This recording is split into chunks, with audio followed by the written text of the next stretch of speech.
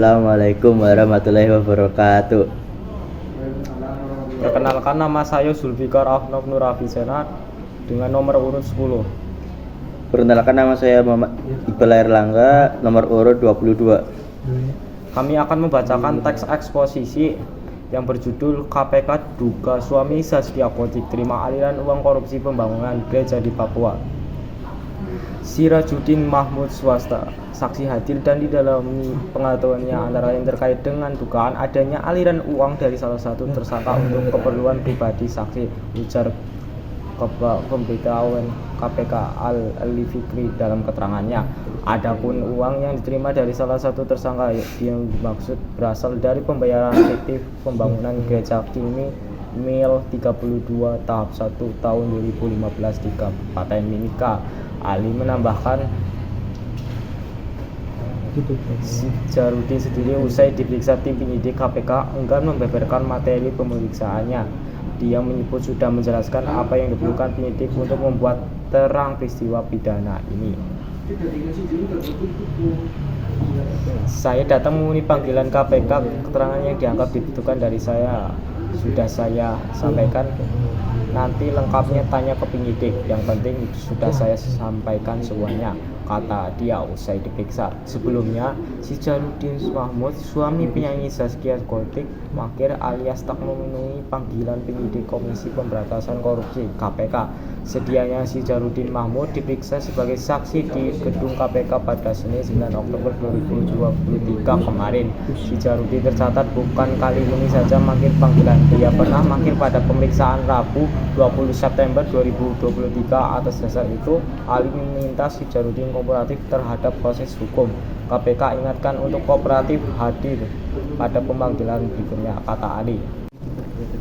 Terdapat 5 tersangka. Diberitahukan KPK menetapkan 5 tersangka baru kasus dugaan korupsi pembangunan King Mima 32 di Kabupaten Mimika, Papua. 5 tersangka baru itu diantaranya 2 aparatur sipil negara atau ASN dan 3 pihak swasta. KPK juga saat ini sudah mengembangkan proses penyidikannya dan menetapkan beberapa orang sebagai tersangka. Setidaknya ada 3 swasta dan 2 ASN, ujar Kepala Pemberitaan KPK Ali Fikri dalam keterangannya. Berdasarkan informasi, 5 tersangka itu yakni Kapolrestra Pemkab Mimika Marten Sawi, PS Pemap Mimika Toto Soeharto, Kepala Cabang PT Satria Kreasindo, Prima Gustav Urbanus Pratindanan, Direktur PT Dharma Winaga Arif Yahya, dan Budetya Wijaya.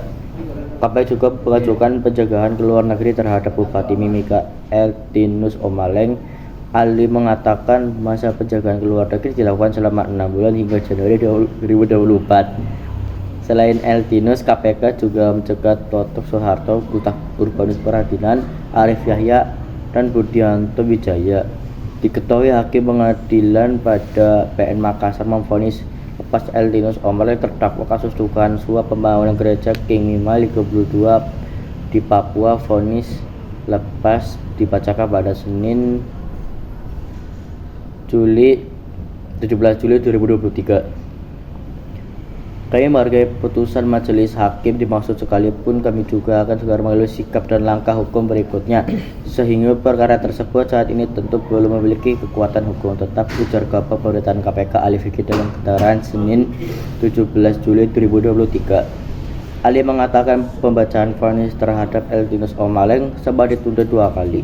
Padahal terdakwa lainnya dalam perkara ini yakni Marten Sawi selaku Kepala Bagian Kesra Setda Kabupaten Mimika yang juga pejabat pembuat komitmen, dan Teguh Angkara selaku Direktur PT Waringan Mega divonis 4 tahun penjara. Sedangkan terdakwa Eltinus Omaleng dinyatakan lepas dari tuntutan yang artinya terbukti ada perbuatan yang dilakukan, namun menurut majelis hakim bukan termasuk kategori pidana, kata Ali. KPK ajukan kasasi. KPK pun mengajukan upaya hukum kasasi atas vonis lepas tersebut.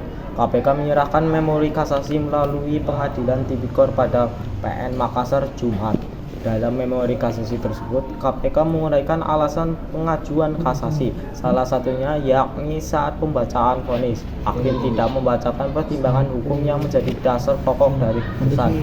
Atas tindakan majelis hakim yang hanya membacakan amar putusan tersebut bertentangan dengan ketentuan yang diatur dalam pasal 195 dan pasal 199 ayat 1 huruf B KUHP, ujar Ali dalam keterangannya. Selain itu, Ali mengatakan dasar putusan juga tidak sedikit pun memuat alasan dan pertimbangan yang memutus lepas dari segala tuntutan hukum.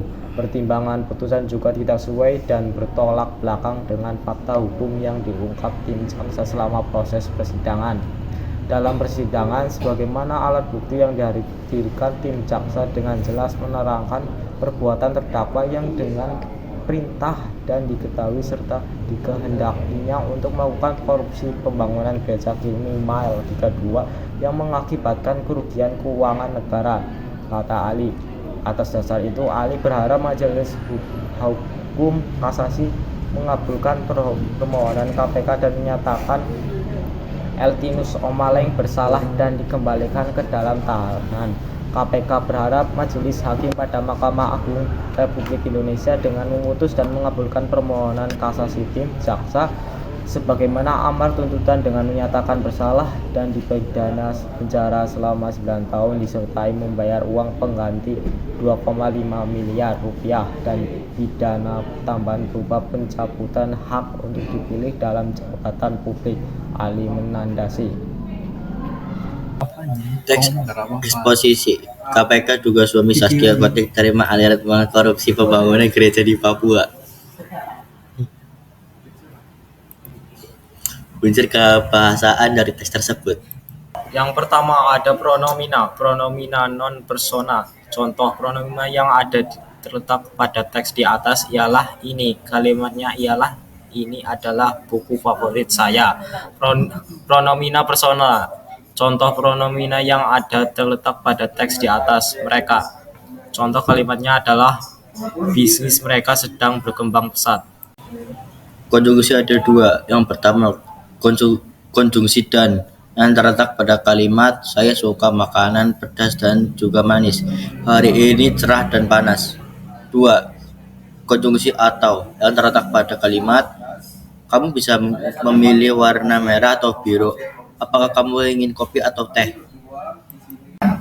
Leksisal. Itu ada dua. Yang pertama, mangkir.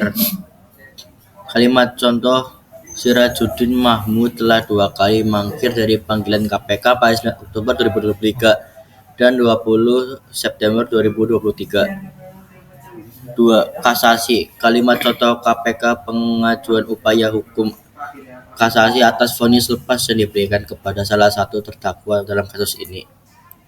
Sekian dari kami. Terima kasih. Bila ada salah kata ataupun ucapan, saya mohon maaf sebesar-besarnya. Wassalamualaikum warahmatullahi wabarakatuh.